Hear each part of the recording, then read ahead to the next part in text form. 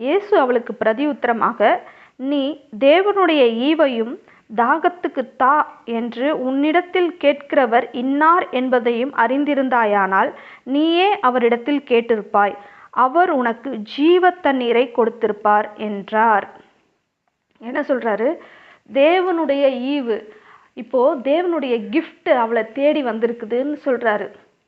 தேவனுடைய ஈவையும் உன்னிடத்துல தாகத்துக்கு தா என்று கேட்கிறவர் இன்னார் என்றும் நீர் அறிந்திருந்தாயானால்.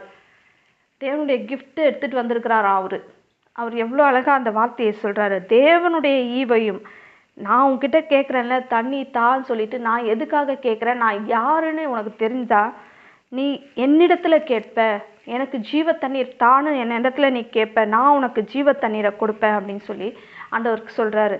இவளுக்கு புரியல, அவர் சொல்ல வர காரியங்கள் அவளுக்கு புரியல. அவள் மறுபடியும் என்ன கேட்குறா?